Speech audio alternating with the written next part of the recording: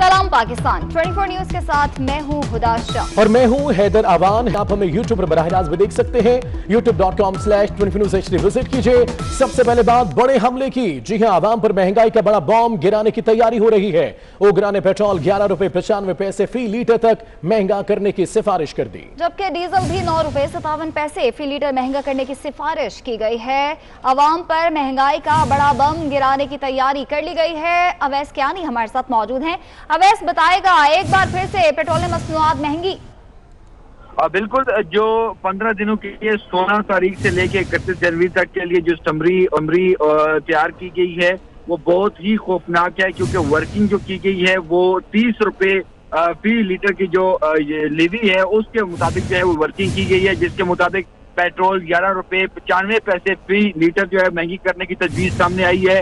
Diesel की कीमत में भी 9 रुपए 57 जो पैसे हैं उसकी यहाँ तक की बताया जा रहा है कि उसका जो है फी लीटर जो है वो भी बढ़ सकता है। और जो सबसे अहम बात है कि जो इसकी जो वर्किंग की गई है वो 30 रुपए फी लीटर लेवी जो कि पेट्रोलियम मसनूआत पर है उसके हिसाब से की गई है। यानी कि अगर इस फार्मूले के तहत अगर ये आगे पुटअप होती है समरी और कीमतों में रद्द बदल होता है या इजाफा होता है तो यकीनी तौर पर एक बहुत बड़ा तूफान महंगाई का आएगा आवाम पर। आपको ये इजाफी बोझ जो है वो बर्दाश्त करना पड़ेगा। जो 15 रोज का जो पेट्रोल के जो हवाले से जो रद्दोबदल है, इस ऑल जो पेट्रोल जो कमीशन रिपोर्ट जो आई है जो कि आज पीएम के सामने पेश भी होनी है, उसमें भी तजवीज दी गई है कि इसको दोबारा मंथली बेसिस पे किया जाए, ना कि 15 दिनों के लिए जो ये फार्मूला रखा गया है। इससे ज्यादा जो है बर्डन आवाम पर पड़ रहा है। तो ये तमाम तर चीजें हैं। इसका हतमी जो फैसला होगा वो कल वज़ीर-ए-आज़म इमरान खान की मंजूरी के बाद जो वजारत खजाना जो है वो इसका ऐलान करेगी। लेकिन जो अभी जो समरी जो आई है वो 11 रुपए तक की जो है पेट्रोलियम मसनूआत महंगा करने की जो है समरी मूव की गई है पेट्रोलियम डिवीजन को ओगरा की तरफ। ठीक है, बहुत शुक्रिया आपका।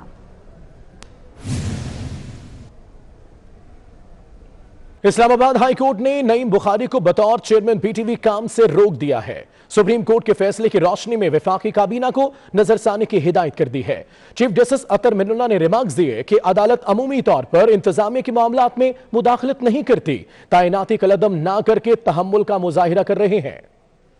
Chief justice Islamabad high court justice Athar Minallah ने दौरान समाअत रिमार्क्स दिए कि समरी भेजते वक्त सुप्रीम कोर्ट फैसले का मुतलका हिस्सा नहीं पढ़ा गया, कोई कानून से बालातर नहीं। नईम बुखारी साहब काबिले एहतराम हैं, क्या उम्र की हद में नरमी की गई है? वफाकी वजारत इत्तलात और नशरियात के नुमाइंदे ने अदालत को बताया कि उम्र की हद में नरमी की गई है। एक समरी 13 और दूसरी 26 नवम्बर 2020 को भेजी गयी। चीफ जस्टिस अतर मिनुल्लाह ने रिमार्क्स दिए, आपने खुद ही नईम बुखारी को चेयरमैन मुकर्रर कर के समरी वफाकी काबीना को भिजवा दी। जस्टिस अतर मिनुल्लाह ने रिमार्क्स दिए कि क्या आपने सुप्रीम कोर्ट का फैसला नहीं पढ़ा? उसमें क्या लिखा है? तनख्वाह लेना ना लेना अलग बात, तरीका कार बताएं। आपको चाहिए था कि वफाकी काबीना को सुप्रीम कोर्ट के फैसले से आगाह करते। जब आप सुप्रीम कोर्ट का फैसला पढ़े बगैर समरी बनाएंगे तो वफाकी काबीना को भी शर्मिंदगी होगी। चीफ जस्टिस ने रिमार्क्स दिए कि वफाकी काबीना ने वाज़ेह तौर पर उम्र की हद में नरमी का फैसला किया, न आपने सही समरी भेजी। समाअत 2 हफ्ते के लिए मुलतवी कर दी गई।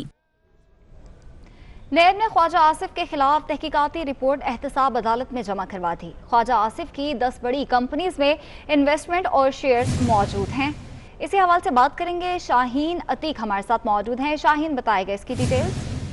पूरे 30 GB इंटरनेट और शाहीन अतीक से रब्ता करने की कोशिश करेंगे। ख्वाजा आसिफ के आईटी कंपनी में 1 करोड़ से जायद के शेयर्स हैं और ख्वाजा आसिफ के 3 निजी बैंक्स में 1 करोड़ 16 लाख से जायद के शेयर्स हैं। इस रिपोर्ट में ये बताया गया है। ख्वाजा आसिफ के सुई सदरिन गैस में 77 लाख से जायद के शेयर्स हैं। ख्वाजा आसिफ के खिलाफ तहकीकाती रिपोर्ट एहतसाब अदालत में जमा भी करवा दी गई है। आपको अपडेट कर रहे हैं, आपको बताएं कि नैब ने ख्वाजा आसिफ के खिलाफ तहकीकाती रिपोर्ट एहतसाब अदालत में जमा करवा दी है। नैब ने प्राइवेट ब्रोकर JS ग्लोबल से ख्वाजा आसिफ के शेयर्स की तमाम तफसीलात हासिल की हैं।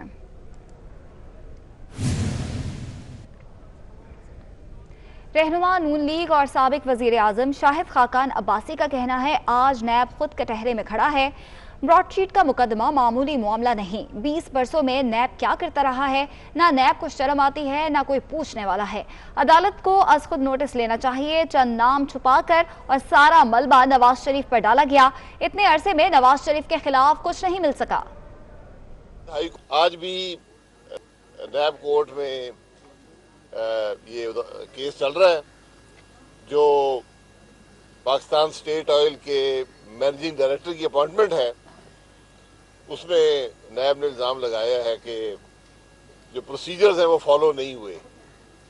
बहरहाल जो इस केस की हकीकत है वो तो सिंध हाई कोर्ट ने अपने फैसले में बता दी है, लेकिन केस चलाया जा रहा है तो हम भी अदालत में पेश हो जाते हैं, अदालतों का एहतराम करते हैं, करते रहेंगे।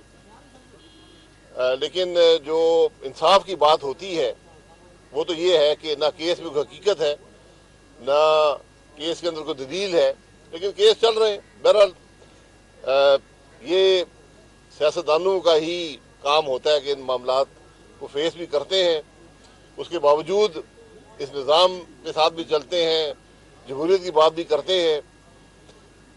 अब आप खुद अंदाज़ा लगा लें कि आज वो इदारा नैब जो दूसरों को कटहरे में खड़ा करता है, आज खुद कटहरे में खड़ा है। पूरी जो नैब का जोर है वो एक शख्स पे डाला जाए जिसका नाम मोहम्मद नवाज शरीफ है। और आज 20 साल के बाद भी ब्रॉडशीट को तो बहुत से लोगों के खिलाफ सबूत भी मिल गया, सबूत मुहैया भी कर दिया, लेकिन एक शख्स के खिलाफ ला और उसका नाम मोहम्मद नवाज शरीफ है। अरफा करीम के वालिदैन का कहना है कि अरफा नई नस्ल के लिए मशले राह थे। वो उसने जो ख्वाब देखा पूरा होता दिखाई दे रहा है।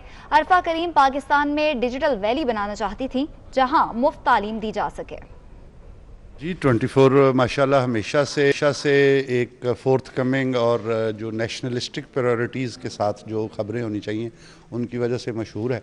और वी आर थैंकफुल कि आपने हमें मौका दिया कि हम अरफा का विज़न लोगों के साथ शेयर कर सकें। बेटी की बरसी पे हमारा हमेशा ये होता है कि हम वो रिज़ॉल्व ताज़ा करते हैं जो हमें वो अपना मिशन अधूरा छोड़ के हमारे हवाले कर गई।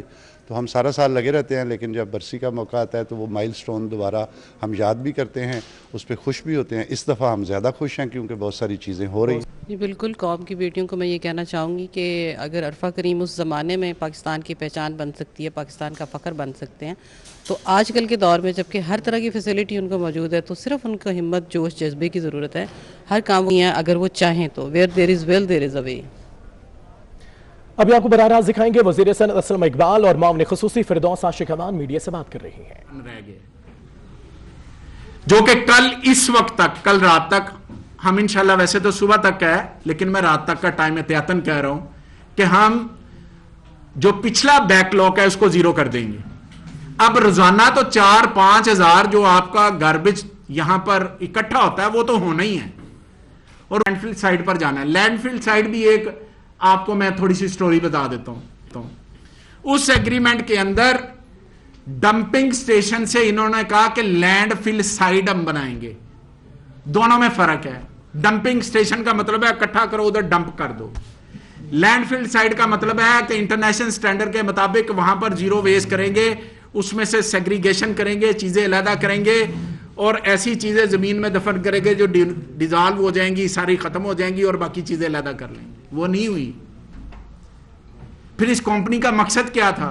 सिर्फ पैसे इकट्ठे करना। हम कल शाम तक इंशाल्लाह वो जीरो कर देंगे। आपको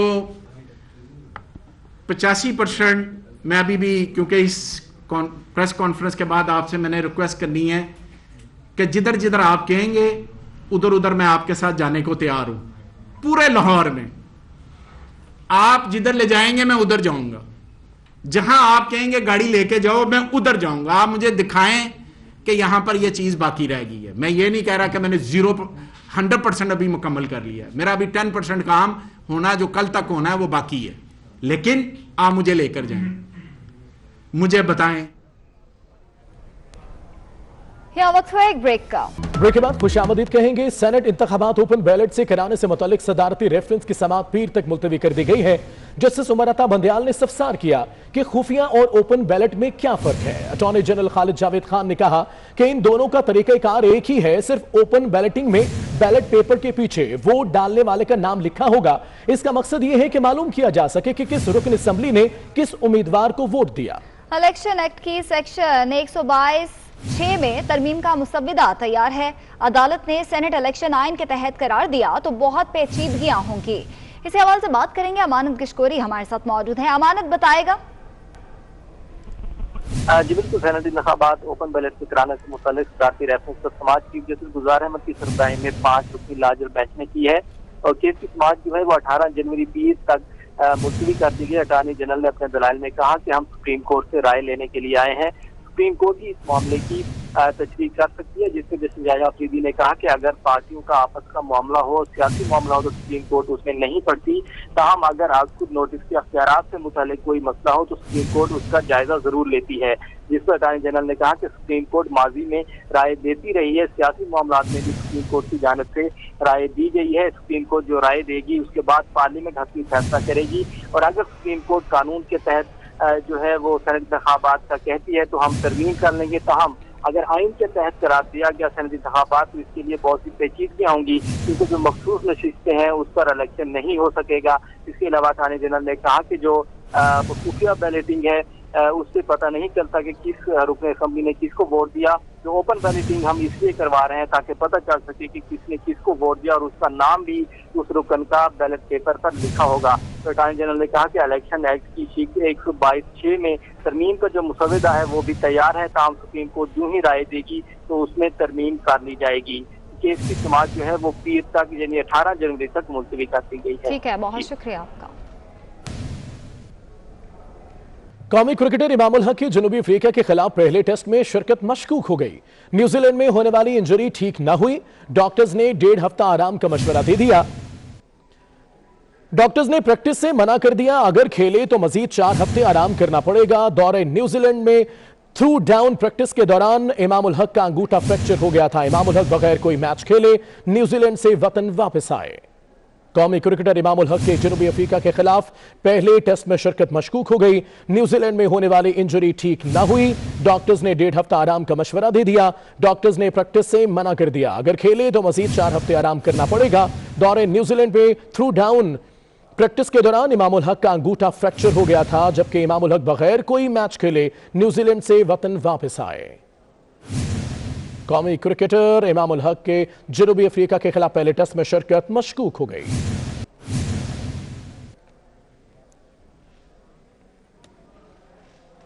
जनूबी अफ्रीका के खिलाफ होम सीरीज के लिए आईजी ने फौज और रेंजर्स से सिक्योरिटी में मदद मांग ली है। आईजी पंजाब ने रेंजर्स की 4 और फौज की 3 कंपनियां मोबाइल जैमिंग और हेलीकॉप्टर की फराहमी के लिए महकमा दाखिला को मरासला भिजवा दिया। अली साही हमारे साथ होंगे। अली साही, बताएगा क्या इकदाम किए जा रहे हैं सिक्योरिटी के लिए?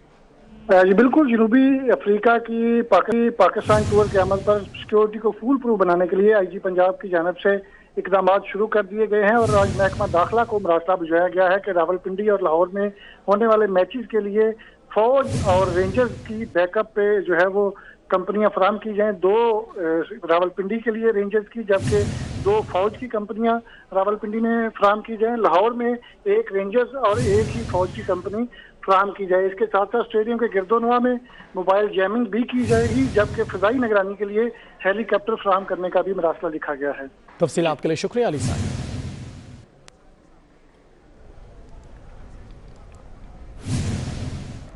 पाक जनूबी अफ्रीका टेस्ट सीरीज के लिए कौमी टीम की तश्कील के लिए चीफ सेलेक्टर मोहम्मद वसीम ने बाबर आजम मिसबाहुल हक से 3 मरतबा मुशावरत की। चीफ सेलेक्टर मोहम्मद वसीम आज कराची रवाना होंगे। टेस्ट सीरीज में शान मसूद, हारिस सुहेल, जफर गोहर, सरफराज अहमद को ड्रॉप करने पर गौर किया जा रहा है। कोच और कप्तान ने हसन अली, कामरान गुलाम, नुमान अली की शमूलियत पर रजामंदी जाहिर कर दी है। फास्ट बॉलर वकास मकसूद, साजिद खान के नामों पर मुशावरत जारी है। प्रोटीज के खिलाफ सीरीज में इमरान बट को कैप देने पर गौर भी जारी है। तो आपको बताएं कि पाक जनूबी अफ्रीका टेस्ट सीरीज के लिए कौमी टीम की तश्कील के लिए चीफ सेलेक्टर मोहम्मद वसीम ने बाबर आजम मिसबाहुल हक से 3 मरतबा मुशावरत की।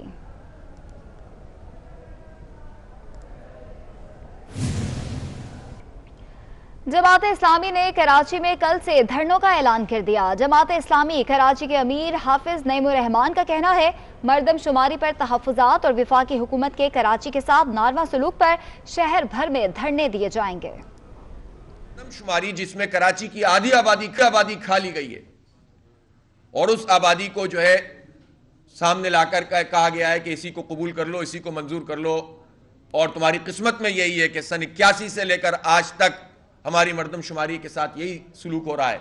कराची ने क्या किया है कि ये सब मिलकर कराची की आबादी को खा जाते हैं। तो हम ये समझते हैं कि कराची के 3 करोड़ से ज्यादा लोगों का हक है कि उनको दुरुस्त गिना जाए। और वो सारी पार्टियां भी जो अब इस पर बात कर रही हैं, मैं तो हैरान हूं, वो तो सब शरीक रहे हैं सारे इख्तिदार में इस खेल में। इसलिए जमात इस्लामी ने इस बात का फैसला किया है कि अब हुकूक कराची तहरीक को हम तेज करेंगे। कल नर्सरी स्टॉप पे इंशाल्लाह धरना होगा। फिर उसके बाद 16 तारीख को डिस्ट्रिक्ट सेंट्रल में हैदरी और 5 स्टार चौरंगी पे एहतिजाजी मार्च भी होगा, धरना भी होगा, फैमिली धरना होगा। फिर उसके बाद अलादीन पार्क पर 17 तारीख को धरना होगा।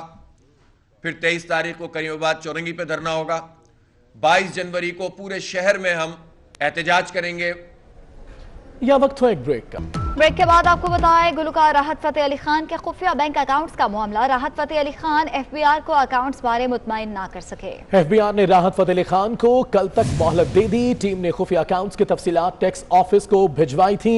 राहत फतेह अली खान मुतमईन नहीं कर सके हैं। गुलकार राहत फतेह अली खान के खुफिया बैंक अकाउंट्स का मामला। तफसीलात के लिए बात करते हैं रिजवान नकवी से। रिजवान बताएगा, राहत फतेह अली खान मुतमईन नहीं कर सके अकाउंट से मुतल्लिक। जी बिल्कुल, FBI के रीजनल टैक्स ऑफिस की जानिब से गुलकार राहत फतेह अली खान का साल 2014 का असरेनो ऑडिट शुरू किया गया था, जिसपे intelligence and investigation inland revenue की जानिब से एक खुफिया बैंक अकाउंट्स के हवाले से रिपोर्ट भी जो है वो रीजनल टैक्स ऑफिस को भेजी गई थी, जिसमें FBI की intelligence and investigation inland revenue की टीम ने गुलकार राहत फतेह अली खान के ऐसे अकाउंट्स की तफसीलात जो हैं वो रीजनल टैक्स ऑफिस के उनको भिजवाई, जो उन्होंने इनकम FBI की जानिब से यानी राहत फतेह अली खान मुतमईन नहीं कर सके जो भी उनके खुफिया अकाउंट से। बहुत शुक्रिया रिजवान आपका।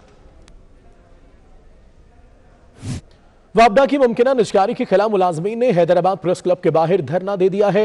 मुजाहिरीन का कहना है कि हुकूमत निजकारी के फैसले को फौरी वापस ले। तफसीलात के लिए बात करेंगे अली हमजा से। जी अली हमजा। वापडा की मुमकिना निजकारी के खिलाफ वापडा मुलाजमीन की जानिब से हैदराबाद प्रेस क्लब के बाहर एहतजाजी धरना दे दिया गया है और धरने में बड़ी तादाद में मुलाजमीन शरीक हैं जो कि अपने मुतालबात के हक में नारेबाजी कर रहे हैं। मुलाजमीन का यही कहना है कि वापडा को अगर निजी कंपनी बना दिया जाएगा तो ना सिर्फ इसका स्ट्रक्चर तबाह हो सकता है बल्कि कई मुलाजमीन बेरोजगार भी हो सकते हैं। इसके अलावा जो बिजली की कीमतों में इजाफा किया गया है उसके इजाफे को वापस लेने के लिए भी यहाँ पर मुतालबात के हक में नारेबाजी की जा रही है। साथ साथ मुलाजमीन का यह भी कहना है कि जो हिफाजती किट्स हैं वो इनको फराहम की जाएं। इसके अलावा जो मुलाजमीन की किल्लत है महकमे में उस किल्लत को कम करके नई भर्तियां की जाएं। तो इस वक्त एहतजाजी मुजाहरे का सिलसिला जारी है और मुजाहिरीन का यही कहना है कि अगर इनके मुतालबात मंजूर नहीं होते हैं तो ये एहतजाजी दायरा जो है वसी कर देंगे। बहुत शुक्रिया आपका। कोयटा में शदीद सर्दी के बाद आबशार भी जम गई। आबशार का पानी जमकर बर्फ बन गया। ये मनाजिर आप देख सकते हैं कोयटा के हैं जहां पे शदीद सर्दी पड़ रही है और सर्दी के बायस आबशार जम गई। आबशार का पानी भी जमकर बर्फ बन गया है। कोयटा में सर्द हवाओं का राज। शाबान में कुदरत के हसीन नजारे देखने को मिले। आबशार बर्फ बन गई।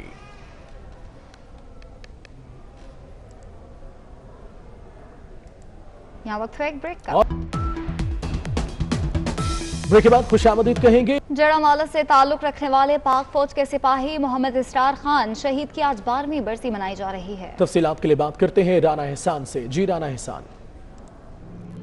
जड़ावाला के कई जवान वतन की खातिर कुर्बान हुए। इन जवानों में पाक फौज के जवान मोहम्मद इसरार खान भी है जो 2009 में सवात के मुकाम पर दुश्मनों से लड़ते हुए जामे शहादत नोश कर गए थे। मोहम्मद इसरार खान ने 2006 में ज्वाइनिंग की पाक फौज में और सवात के मुकाम पर जो है वो उन्होंने ड्यूटी लगवाई और एक ख़तरनाक इलाका था वो, और इनके वालिद का कहना है कि उन्होंने वहाँ पर ड्यूटी लगवाई कि वो अपने मुल्क की खातिर कुछ कर सके और जो दुश्मन क़ुव्वतें हैं उनसे लड़ सकें। तो 2009 में उन्होंने जामे शहादत नोश किया। आज उनकी 12वीं बरसी मनाई जा रही है। उनके वालिद मोहम्मद असलम मेरे साथ मौजूद हैं, उनसे बात करेंगे। 14 जनवरी 2009 में सवात कबल शहीद हुए। फ़ख्र करते हैं कि अपने वतन की खातिर उन्होंने शहादत पाई। अच्छा, बिल्कुल। इनका कहना है कि बचपन से ही इसरार खान को शौक़ था कि वो पाक फ़ौज ज्वाइन करें और अपने मुल्क की खातिर कुछ करें। इनका ये भी कहना है कि उनको फ़ख्र है कि उनका बेटा अपने मुल्क की खातिर कुर्बान हुआ है। सिटी न्यूज़ नेटवर्क भी अपने शहीद को सलाम पेश करता है। राना एहसान, बहुत शुक्रिया आपका। इसी के साथ इन स्टूडियो से फिलहाल कितना हमारे साथ रहिएगा।